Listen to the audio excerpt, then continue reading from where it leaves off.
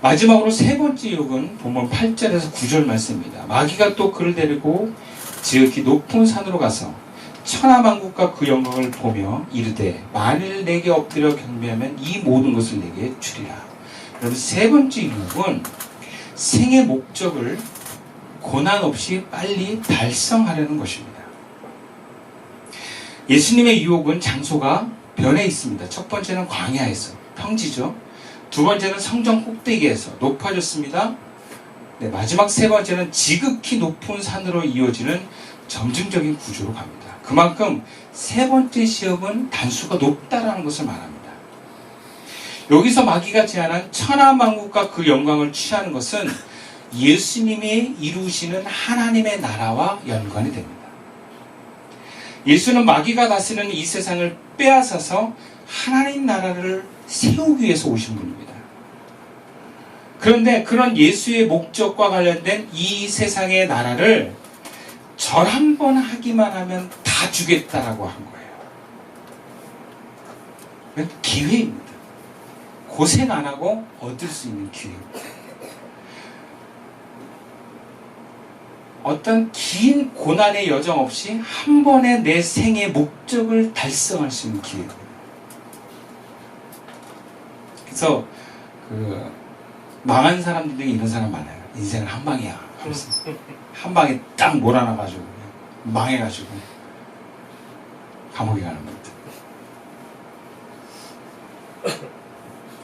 그냥 절 한 번에 생의 목적을 달성하는 것이 유혹이라는 것은, 다시 말하면 예수님이 걸어가야 되는 고난의 길은 피하라는 거예요.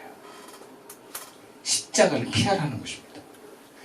하나님 나라를 세워가기 위해 3년의 공생에는 물론 십자가와 고난을 예수님은 통과하고 나서야 하나님 나라를 세우는 그 자리에 서게 됩니다. 그러나 우리는 정말 고난을 싫어합니다. 두려워합니다. 고난을 겪어보면 겪어볼수록 싫어합니다. 그럼 병원에 입원하는 거 누가 제일 싫어하는지 아세요? 입원해 본 사람이 싫어합니다. 그 병원 특유의 그 약품 냄새가 있어요. 그게 안 없어져요. 희한하게. 병원 가면 그 냄새가 나고요. 그 냄새는 내 과거에 입원했을 때의 그 경험을, 감정을 몸이 알아차리게 합니다.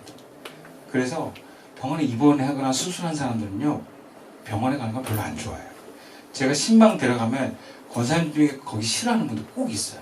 전 못 가겠다고.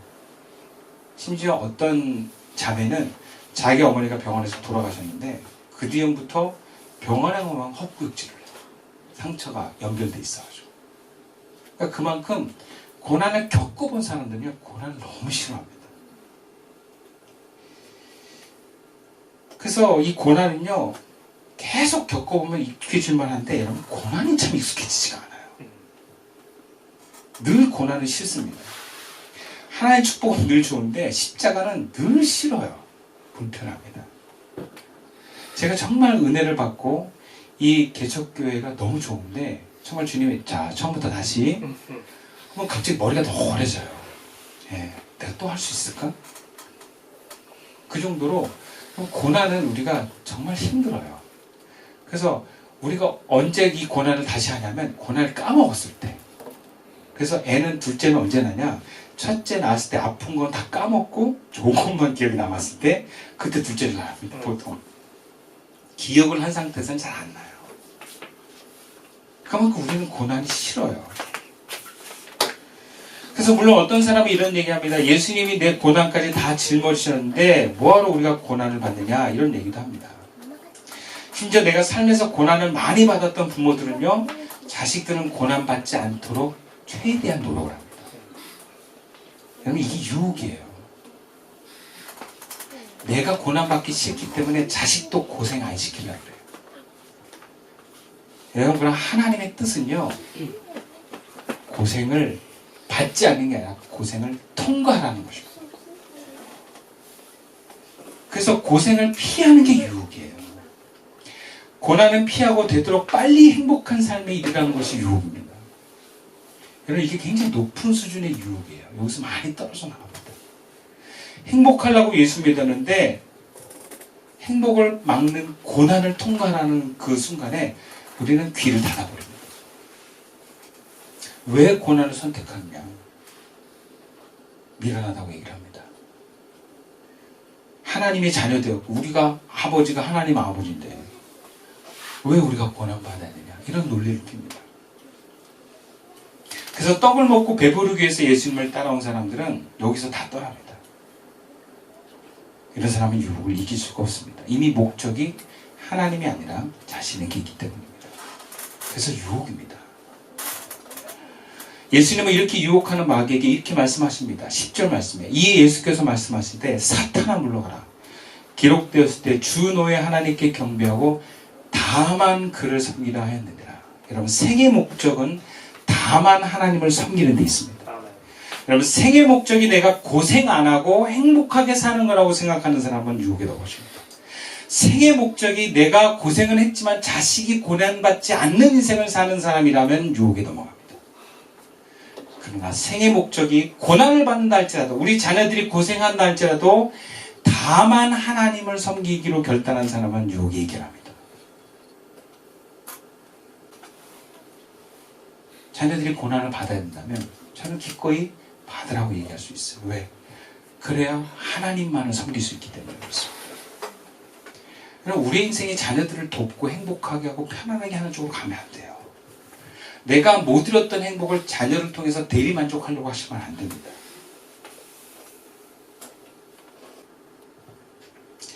우리 교회가 참 은혜를 많이 받았다는 것은요, 다른 교회보다 우리 교회가 축복을 많이 받았다 이런 차원이 아니에요. 우리가 은혜가 많다는 것은 그만큼 교인들이 하나님과 가까워져서 뭔가 고난을 통과할 힘이 있고 자신의 물질과 에너지를 더 내어놓는 사람들이라는 것을 말합니다. 여러분 이것이 은혜가 많은 교회의 교인들의 특징이에요. 그런 의미에서 마귀의 유혹은 우리를 성장시키기 위한 하나님의 우리에게 주시는 기회입니다. 마귀는 도구예요. 마귀를 두려워하지 마십시오. 그래서 여러분 늘 우리는 이 생각을 하고 있어야 돼요. 그래서 알아차려야 돼요. 아 내가 시험에 졌구나. 아 내가 지금 죄 가운데 있구나. 아 귀신이 내 안에 역사를 하는구나. 그래서 이것을 가지고 하나님께 내어놓는 것입니다. 그리고 이것이 회개입니다. 그리고 이 귀신과 함께 살지 않고 내가 하나님만 섬기고 살겠다는 것이 하나님 나라가 소유하는 것입니다. 그럼 마지막으로 우리가 어떻게 하면 이 유혹을 그래도 이겨낼 수 있는가? 한 가지만 보겠습니다. 오늘 본문에 마귀는 3번의 시험을 하면서 계속 똑같이 반복하는 단어가 있습니다. 그것은 네가라는 단어예요. 네가. 다 네가예요. 네가 하나님이 아들이었든 네가 하나님이 아들이었든 2번을 얘기하고 3번째 시험은 경배하면 이 모든 것을 내게 주리라. 너에게 주리라. 너입니다. 시험 받는 사람 입장에서는 뭐예요? 다 나예요. 계속 마귀는 나를 주어로 나를 중심으로 유혹하고 있는 것입니다. 근데 예수님의 방언은 무엇입니까? 나가 아니에요. 예수님의 방언은 모든 선택의 기준은 하나님입니다.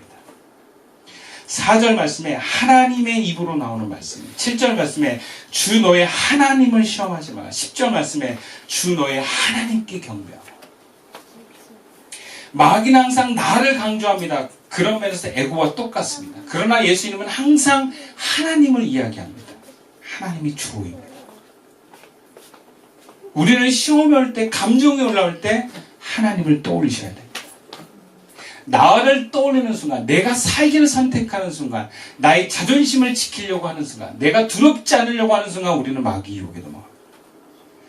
그러나 감정이 올라오고 뭔가 불편함이 올라올 때 하나님을 떠올리면, 하나님을 부르면 우리는 유혹에서 이길 수 있습니다.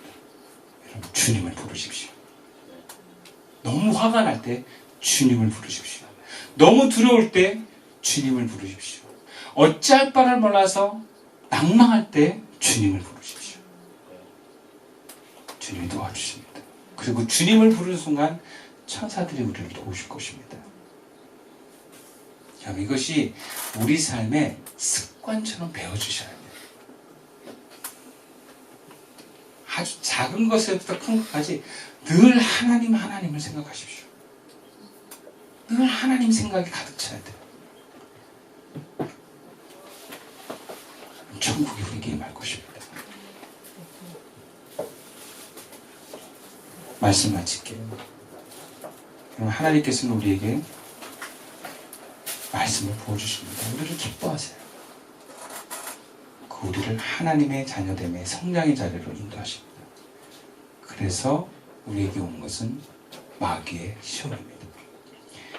이 시험은 우리가 죽는 날까지 우리에게 주어질 것입니다. 마귀의 모든 유혹에서 승리하셔서 회개하시고 하나님 나라를 누리시는 우리 귀한 시선교회 성도님들 되시기를 주님의 이름으로 축원드리겠습니다. 기도드리겠습니다.